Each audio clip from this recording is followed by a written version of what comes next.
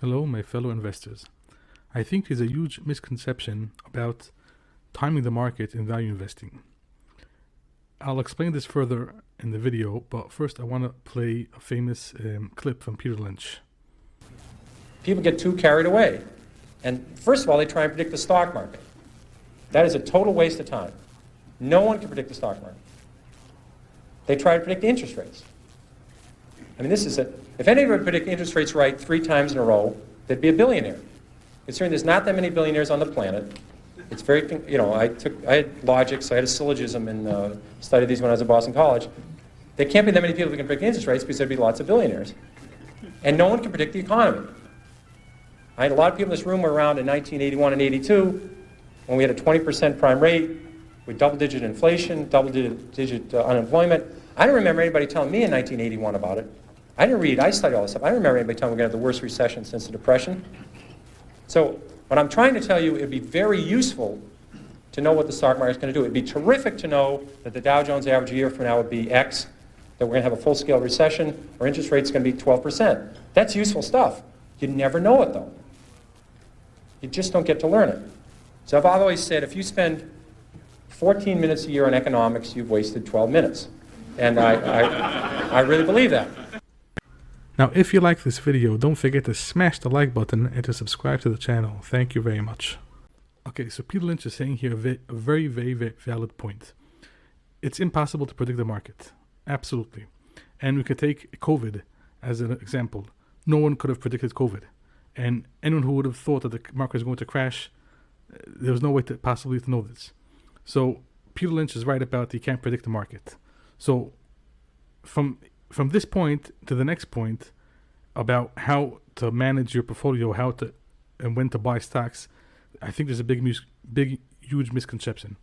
So number one, I made entire theories about Thor, and in part 4 over there, I said that I'm not buying Thor yet because it's a cyclical company, and I don't know what's going to be in the next few years.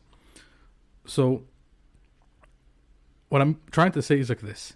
There's a difference between timing the market and trying to figure out the future of the next few years in a company. So let's say Buffett, a lot of times he says he doesn't buy a company because he can't predict what's going to be with the company the next decade or two. I can't predict the market, and I can't predict what's going to be in the RV industry in Thor's stock, or what's going to be in the ups or downs of the THO stock. But that doesn't mean I need to invest blindly, and I can't take into consideration that I don't know what's going to be in the next 5-10 years. If I'm allowed to be suspicious that there might be a recession, and therefore I can't predict what a certain company's income is going to be the next 5 years. That's not called trying to predict the market. It's just being cautious. I have a great company at a great price, but I'm afraid there might be a recession soon. That I don't think that is called timing the market. It's just saying I can't predict the future. I have here a big suspicion. I have here a big risk factor that I can't take into consideration. And therefore, I can't buy the stock yet at such a price because maybe there would be a recession and maybe the company wouldn't be earning a lot of money the next 5 years. So I don't think that's called timing the market. Now, another point I want to point out is that there's a difference between recessions. Some recessions like COVID was something unpredictable. Some recessions is something different. It's maybe you can't predict what's going to happen, but the foundation is laid out to be very, very suspicious. So in this case of what's going on now in 2022, we can basically say this whole recession that's going to be or not going to be was very, very simply made by the government. The government locked down the entire economy, and they killed the whole business. And then what they did was they inflated the market with tons of trillions of dollars. And that made it inflation. And now because they made the inflation, they had to hike up interest rates. So they made the recession, they made the inflation, and now they have to hike interest rates. Do you trust the government to become more efficient, to try to fix the mistakes? I don't trust them so much.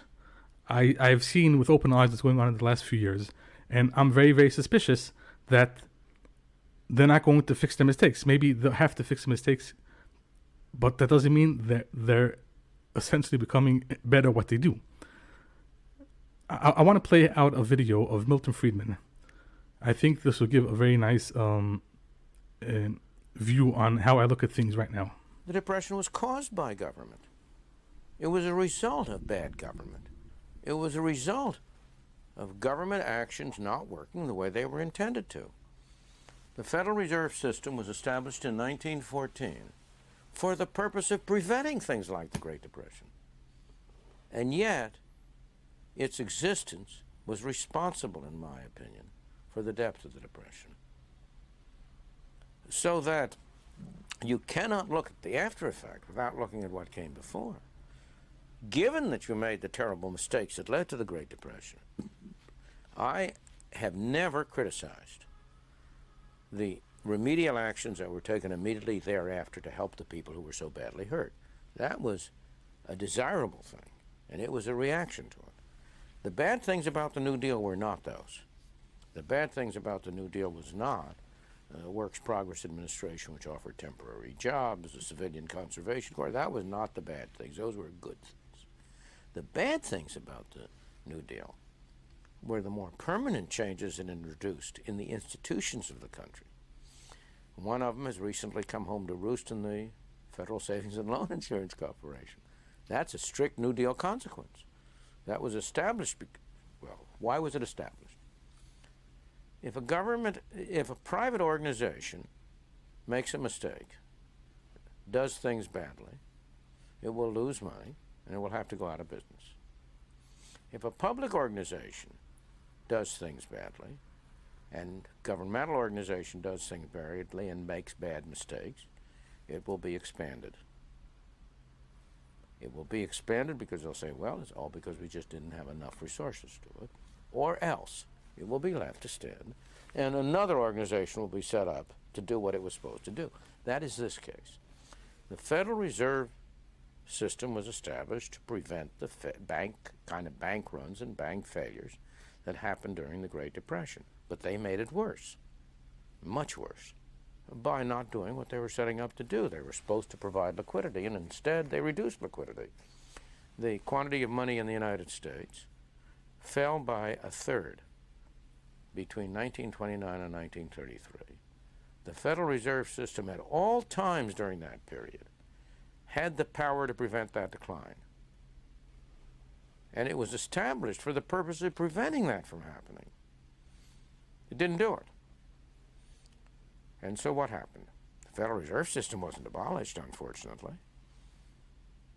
But the Federal Deposit Insurance was created to do what the Federal Reserve System had been supposed to do, to prevent bank runs. I have never argued that government initiatives may not be just as good as private initiatives.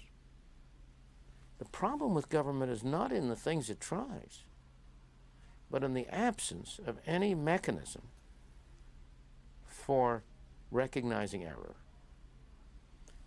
What you need, what the private system abounds in, is survival of the fittest. What the governmental system abounds in is expansion of the mistakes. And there's no mechanism for eliminating governmental agencies which either have no longer are needed or have behaved perversely. If you try to think back and ask yourself, how many government agencies can you think of that have ever been abolished? I thought you could count those on the fingers of one hand. One of the government agencies that was abolished was there once existed a system of postal savings where the post offices held savings. How come it became abolished? Because when it was passed, the law was passed, it was passed that it could not pay, that it was limited to paying interest of a maximum of 2%. Now, during the Great Depression, that was wonderful because it was safe. And postal savings deposits expanded and became very large. During the later 30s, and particularly after the war, when interest rates started going up way above 2%, everybody took their money out of the postal savings. There was no more money in there, and it was allowed to die. Now, that's one of the very few examples of a government agency that has been eliminated. Can you name any others? Okay, if you like this video, don't forget to smash the like button and to subscribe to the channel. Now, anyone who saw the last 2 years what's going on in COVID, I think Milton Friedman's words are so up to date, even so many years afterwards. Now, I just want to point out another thing, that when we're afraid of a recession because of government and what they're doing, that we need to look at it this way. Government makes mistakes, and we can tell them, listen, you're doing something bad, stop doing it. But it doesn't mean it can't be fixed. That's why it's hard to time a recession, because maybe it's going to be fixed on time. But that doesn't mean we shouldn't be afraid and take into consideration that things won't be fixed in time. I just want to put you another clip of Marc Faber. He's famous for his doom and gloom, and he predicted the recession in 2008. We are in a situation where the Fed needs to hit the financial system straight into the face. So, what is he saying?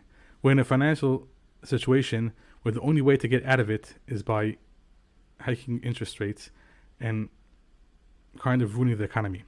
So what I'm saying is like this. I'm just going to break it down. Timing the market is impossible. No one knows what the market is going to do.